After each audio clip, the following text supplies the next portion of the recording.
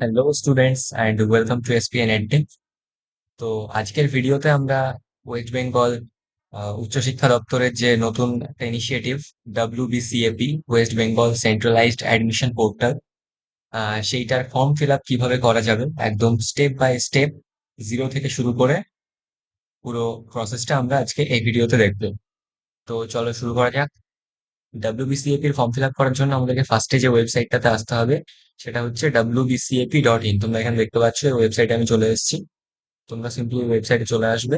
Then তোমাদের কাছে একটা পপ আপ আসবে, এখানে তোমরা দেখতে পাচ্ছ যে 19শে মে এটা শুরু হয়েছে গতকালকে। আর 1 জুন এটা শেষ হয়ে যাবে রেজিস্ট্রেশনটা, তাই তোমরা নিশ্চয়ই এর মধ্যেই করে নেবে আশা করি।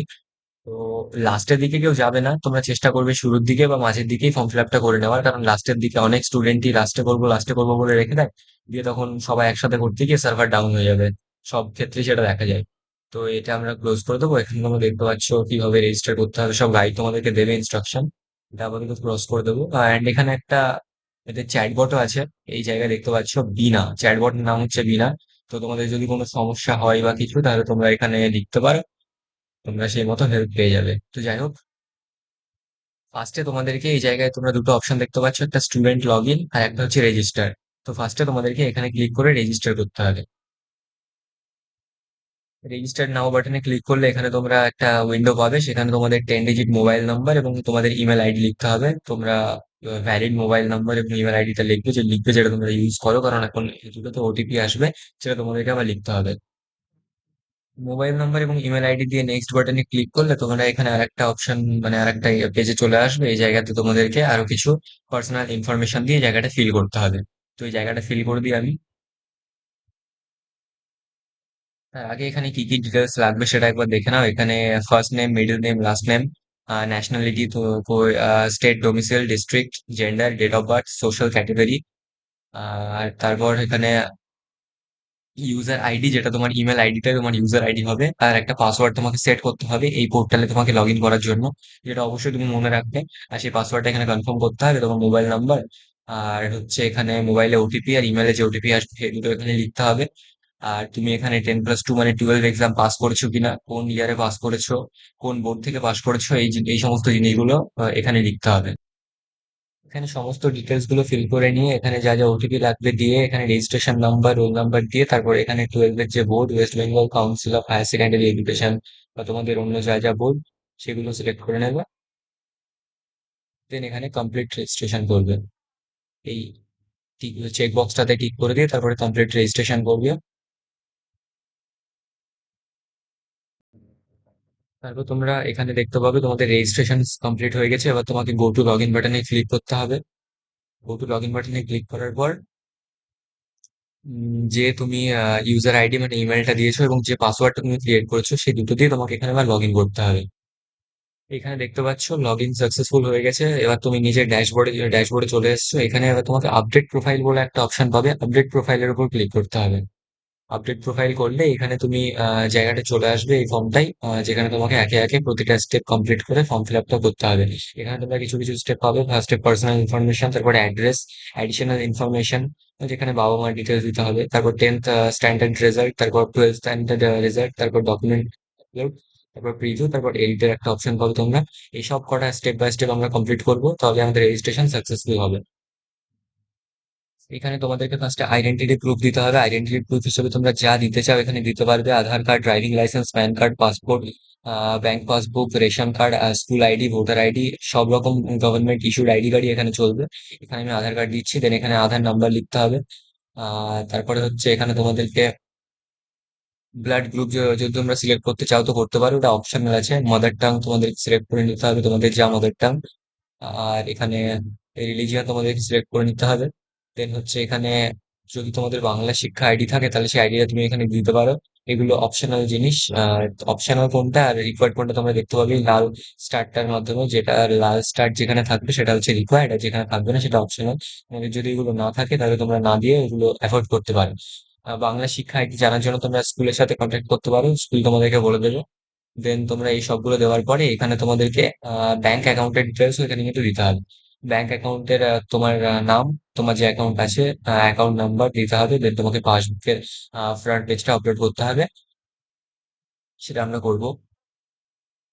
এবার ব্যাংক অ্যাকাউন্ট ডিটেলস দেওয়ার জন্য তোমরা সিম্পলি এখানে সার্চ বাটনটাতে ক্লিক করবে। দেন তোমরা এখানে ব্যাংক সিলেক্ট করবে, তোমাদের যে ব্যাংক এখানে সার্চ করলে পেয়ে যাবে। আমার যেমন State Bank of India, so আমি State Bank of India select নিচ্ছি। তারপর তোমার ব্রাঞ্চ কোথায়, তোমার কোন ব্রাঞ্চে তোমার অ্যাকাউন্ট আছে, তারপর সেই অ্যাকাউন্টের আইএফএসসি কোড, এই কটা জিনিস দিয়ে তারপর সার্চ অপশনে ক্লিক করবে, তাহলে তুমি তোমার অ্যাকাউন্ট পেয়ে যাবে। ব্যাংক অ্যাকাউন্ট সিলেক্ট করে নেওয়ার পরে এখানে ব্যাংক অ্যাকাউন্ট নাম্বারটা তোমাদেরকে একবার ম্যানুয়ালি এখানে লিখতে হবে। তারপরে হচ্ছে তোমার চেক বা পাসবুকের ফার্স্ট পেজের ছবিটা নিয়ে এখানে আপলোড করতে হবে। দেন সিম্পলি তুমি এখানে সেভ অ্যান্ড কন্টিনিউতে ক্লিক করবে। এবার তোমার পার্সোনাল ইনফরমেশন দেওয়া কমপ্লিট হলে তুমি অটোমেটিক্যালি অ্যাড্রেস ট্যাবে চলে আসবে। এখানে তোমার অ্যাড্রেস দিয়ে ফিল করতে হবে। এখানে তুমি তোমার পার্মানেন্ট অ্যাড্রেস যা যা আছে, district, pincode, post office, police station, municipality, city, village, সবকিছু এখানে লিখে নেবে। আর এখানে কমিউনিকেশন অ্যাড্রেস মানে তোমার প্রেজেন্ট অ্যাড্রেসকে বোঝাচ্ছে। তো যদি তোমার পার্মানেন্ট আর প্রেজেন্ট অ্যাড্রেস সেম হয়, তাহলে এখানে সেম অ্যাজ পার্মানেন্টে ক্লিক করে দেবে, তাহলে হয়ে যাবে। তারপর এখানে সেভ অ্যান্ড কন্টিনিউ করবে। তারপর অ্যাড্রেস দেওয়া কমপ্লিট হয়ে গেলে এখানে অ্যাডিশনাল ইনফরমেশন ট্যাবে চলে আসবে অটোমেটিকলি। এখানে ফাদার্স নেম দিয়ে এটা ফিল আপ করবে। তারপর এখানে মাদার্স নেম দিয়ে এটা ফিল আপ করবে। তারপর গার্জেন, তোমার গার্জেন যদি মা হয় বা বাবা হয়, তাহলে তার রিলেশনশিপটা এখানে তুমি সিলেক্ট করে দেন তার নাম দিয়ে এটা ফিল আপ করে অ্যানুয়াল ইনকাম এখানে তোমাকে দিতে হবে। অ্যানুয়াল ইনকামটা এখানে দেবে। তারপর তুমি কি কি ভাষা জানো সেই ভাষাগুলো তোমাকে এখানে সিলেক্ট করতে হবে। যেমন আমি যদি এখানে ফার্স্টে সিলেক্ট করি উম বেঙ্গালি, যদি আমি এখানে সিলেক্ট করি, তারপর এখানে তুমি যদি বাংলা পড়তে জানো তাহলে তোমাকে ইয়ে সিলেক্ট করতে হবে। তুমি বাংলা লিখতে জানলে এখানে ইয়ে সিলেক্ট করতে হবে। Then যদি বাংলা ভালো ভালো ভালোভাবে তুমি বলতেও জানো তাহলে তোমাকে এখানে ইয়ে সিলেক্ট করতে হবে। তুমি যদি এরপর আরো ল্যাঙ্গুয়েজ তুমি অ্যাড করতে চাও তাহলে তুমি এখানে অ্যাড করতে পারো। তুমি যদি এখানে ইংলিশ অ্যাড করতে চাও তুমি এখানে ইংলিশ অ্যাড করতে পারো। ইংলিশে তুমি কি কি পড়তে পারো সেগুলো তুমি এখানে অ্যাড করে দেবে। দেন এরপর তুমি যদি আরো কিছু ল্যাঙ্গুয়েজ অ্যাড করতে চাও এখানে, সেটা তুমি অ্যাড করতে পারো। অ্যাডিশনাল ইনফরমেশন সাবমিট করার পরে তুমি এবার এখানে 10th রেজাল্ট সেকশনে চলে আসবে। এই 10th রেজাল্ট সেকশনে এবার তোমাকে বোর্ড সিলেক্ট করতে হবে। West Bengal board of secondary secondary education, তুমি যদি ওয়েস্ট বেঙ্গল থেকে পড়ে থাকো, বোর্ড থেকে। তারপর ইয়ার অফ পাসিং, তুমি কত সালে পাস করেছিলে সেটা তোমাকে সিলেক্ট করতে হবে। তার জন্য তুমি ফার্স্টে এখানে I have pass 10th exam select করবে। তারপর এখান থেকে তুমি বোর্ড সিলেক্ট করবে। দেন ইয়ার অফ পাসিং, কত সালে এক্সামটা পাস করছিলে সেটা তুমি সিলেক্ট করে নেবে। দেন মিডিয়াম অফ ইনস্ট্রাকশন তুমি সিলেক্ট করবে, তোমার কি মিডিয়ামের পেপার ছিল। তারপর তোমার এখানে মাধ্যমিকের রেজিস্ট্রেশন নাম্বার আর মাধ্যমিকের রোল নাম্বার এখানে তোমাকে দিতে হবে। ইনফরমেশন গুলো সব দেওয়ার পরে এবার তোমাকে এখানে দিতে হবে মার্কস ডিটেলস। তোমার কোন সাবজেক্টে কত মার্কস ছিল, থিওরি, প্র্যাকটিক্যাল, সব মানে প্রজেক্ট সব মিলিয়ে সেইটা তোমাকে এবার এখানে দিতে হবে। একে একে সিলেক্ট করতে হবে। মাধ্যমিক অনেকে 7টা সাবজেক্ট, মানে ম্যাক্সিমাম 7টা সাবজেক্ট, আর কারো কারো অ্যাডিশনাল ভোকেশনাল থাকে, তার জন্য এখানে সবকটা সাবজেক্ট তোমাকে দিতে হবে। এবার তোমাকে ফার্স্টে এখান থেকে সাবজেক্ট সিলেক্ট করতে হবে। ফার্স্টে তুমি ধরো বেঙ্গলি সিলেক্ট করলে, তখন এখানে তোমাকে ল্যাঙ্গুয়েজ টাইপ সিলেক্ট করতে হবে। তোমার বেঙ্গলি ফার্স্ট ল্যাঙ্গুয়েজ ছিল না, সেকেন্ড ল্যাঙ্গুয়েজ ছিল, সেটা তুমি সিলেক্ট করে নেবে। দেন এখানে অপশনাল সাবজেক্ট, নিশ্চয়ই বেঙ্গলি তোমার থাকবে না যদি ফার্স্ট ল্যাঙ্গুয়েজ হয়ে থাকে, তাই এখানে টিক করার দরকার নেই। আর যদি তোমার শুধুমাত্র থিওরি বেসড সাবজেক্ট হয়ে থাকে তাহলে তুমি এখানে ঠিক করবে, কিন্তু এই দুটির মধ্যে কোনোটাই না। বেঙ্গলিতে থিওরিও আছে, প্রজেক্টও আছে, তো তোমাকে সেই মতো দিতে হবে। তোমার ফুল মার্কস কত সেটা তোমাকে এখানে আহ লিখতে হবে। এখানে 100 ফুল মার্কস। আর হচ্ছে তার মধ্যে তুমি তোমার প্র্যাকটিক্যাল কত মার্কস সেটাও তোমাকে এখানে লিখতে হবে। এবার তুমি, সরি, এখানে থিওরিতে 90 হবে আর প্র্যাকটিক্যালে 10 হবে, মানে প্রজেক্টে, ঠিক আছে, আমাদের মাধ্যমিকের ক্ষেত্রে। তো এবার তুমি কত মার্কস কোন সাবজেক্টে পেয়েছো এটা তোমাকে একে একে লিখতে হবে। এখানে অ্যাড সাবজেক্ট ফর তুমি একের পর এক সাবজেক্ট সিলেক্ট করতে পারবে। এখানে ইংলিশ লিখলে ইংলিশ সাবজেক্ট চলে আসবে। এবার ইংলিশ তোমার কোন ল্যাঙ্গুয়েজ ছিল, এটা সেকেন্ড ল্যাঙ্গুয়েজ, সেটা সিলেক্ট করে নেবে। দেন তোমাকে এগুলো সব ম্যানুয়ালি এডিট করতে হবে। তারপরে সাবজেক্ট তুমি সিলেক্ট করে নেবে পরপর। এবার পরপর তুমি সাবজেক্ট সিলেক্ট করতে থাকবে। এবার মাধ্যমিকে তোমার 7টা বা 8টা যে কটা সাবজেক্ট ছিল সব কটা সাবজেক্ট পরপর সিলেক্ট করে নিলে তাদের ফুল মার্কস গুলোতে, থিওরিতে 90 আর প্রজেক্টের ক্ষেত্রে 10 মার্ক, সবগুলো সিলেক্ট করবে। দেন হচ্ছে তুমি কত মার্কস পেয়েছো থিওরিতে অ্যান্ড প্রজেক্টে সেইগুলো এখানে পরপর লিখে নেবে। তো এটা খুব ভাইটাল জায়গা মাধ্যমিকের ক্ষেত্রে, কিসে কত নাম্বার ছিল সেটা ভুলে তুমি 80 বা 20 করে দিও না এখানে মাধ্যমিকের থিওরিতে। যদি তুমি মাধ্যমিকের ওয়েস্ট বেঙ্গল বোর্ড থেকে হয়ে থাকো তাহলে আমি বলছি থিওরিতে এখানে 90 মার্কস সব কটাতে করবে তুমি ফুল মার্কস। আর প্রজেক্টের ক্ষেত্রে সবকটাতেই 10 মার্ক থাকবে। আর ভোকেশনাল সাবজেক্ট কিছু হয়ে থাকলে সেটা আলাদা হবে। আর এখানে এবার তুমি কত মার্কস পেয়েছো কোনটাতে সেই মার্কস গুলো এবার লিখবে এখানে, অ্যান্ড তারপর সেভ অ্যান্ড কন্টিনিউ করে দেবে। মাধ্যমিকটা সাবমিট করার পর তুমি এখানে সেম ভাবে এবার 10+2 স্ট্যান্ডার্ড রেজাল্টে চলে আসবে।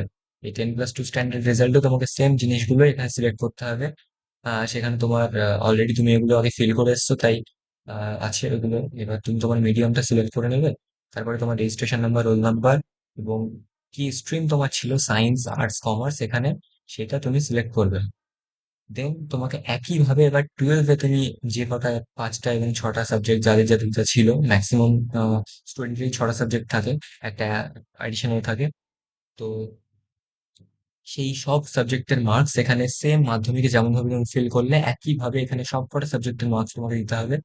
এখানে ফার্স্টে যদি আমি বেঙ্গলি নিই, তাহলে ল্যাঙ্গুয়েজ টাইপ ফার্স্ট ল্যাঙ্গুয়েজ, দেন এটা অপশনাল বা থিওরি কিছু নাই, এই ক্ষেত্রে তোমাকে অপশনাল দিতে হবে যেটা তোমার অপশনাল থাকবে। এখানে বেঙ্গলিতে থিওরিতে ফুল মার্কস 80 আর প্র্যাকটিক্যালে ফুল মানে প্রজেক্টে ফুল মার্কস 20, এটা তোমাকে ঠিকঠাক করে দিতে হবে। দেন তুমি যদি এখানে ফিজিক্স সিলেক্ট করো তাহলে তোমাকে এখানে থিওরির ক্ষেত্রে 70 আর প্র্যাকটিক্যালের ক্ষেত্রে 30 মার্কস দিতে হবে। এইগুলো অবশ্যই ঠিক করে ধীরে সুস্থে করবে, তুমি ফোনে অথবা ল্যাপটপে যাতেই করো তোমাকে ঠিকভাবে দেখে করতে হবে, যাতে কোনো রকম কোনো ভুল না হয়। এভাবে তুমি প্রতিটা সাবজেক্টের মার্কস গুলো আগে ফুল মার্কস কত থিওরিতে অ্যান্ড প্র্যাকটিক্যাল বা প্রজেক্টে সেটা আগে সিলেক্ট করবে। তারপর তোমার অবটেইন মার্কসটা এখানে লিখবে। এইচএস এর রেজাল্ট সাবমিট করার পর এইবার তোমরা আসবে ডকুমেন্ট সেকশনে, যেখানে তোমাদের বেশ কিছু ডকুমেন্ট আপলোড করতে হবে। সেগুলো কি কি আমরা দেখিনি। Identity proof document, 10th standard marksheet, twelve standard marksheet. তারপর এজ প্রুফ হিসেবে তোমরা 10th-এর অ্যাডমিট কার্ড বা হচ্ছে 10th-এর রেজিস্ট্রেশন সার্টিফিকেট দিতে পারো। আইডেন্টিটি প্রুফ হিসেবে তুমি এখানে আধার কার্ড দিতে পারো বা ভোটার আইডি দিতে পারো, যা ইচ্ছা এখানে তুমি আপলোড করে দেবে। এখানে মনে রাখবে ম্যাক্সিমাম ফাইল সাইজ কিন্তু 2 MB হতে হবে, 2 MBর নিচে তোমরা ডকুমেন্ট গুলোকে আপলোড করবে। তার জন্য তোমরা অনলাইন যে কোনো কম্প্রেসার, ইমেজ কম্প্রেশন ইউজ করতে পারো অথবা হোয়াটসঅ্যাপে পাঠিয়ে নিতে পারো, তাহলে ফাইলের সাইজ অনেকটা রিডিউস হয়ে যায়। সব কটা ডকুমেন্ট এখানে একে একে ক্লিক করে আবার সাবমিট করে দেবে। আরেকটা জিনিস, তোমরা কিন্তু জাস্ট পিডিএফ ফরম্যাটে এই ডকুমেন্ট গুলো আপলোড করতে পারবে। এখানে লেখা আছে, please upload file only in PDF format, maximum size is 2 MB। তাই পিডিএফ ছাড়া অন্য কোনো ফরম্যাটে কিন্তু এই ফাইলগুলো তুমি আপলোড করতে পারবে না। তাই তুমি তোমার যে সমস্ত এখানে ডকুমেন্ট গুলো বলা আছে সবকটাকে পিডিএফ ফরম্যাটে করে রেডি রাখবে, তারপরে এখানে আপলোড করবে।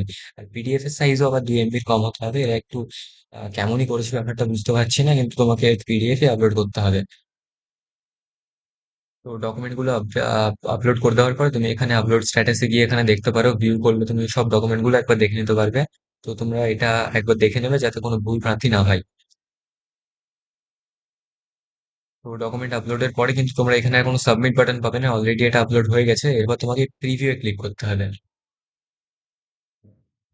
তো প্রিভিউ বাটনে ক্লিক করলে তোমরা এখানে তোমরা যা যা ডিটেলস এখানে সাবমিট করেছো সব কটা তোমরা একেবারে এখানে দেখতে পাবে।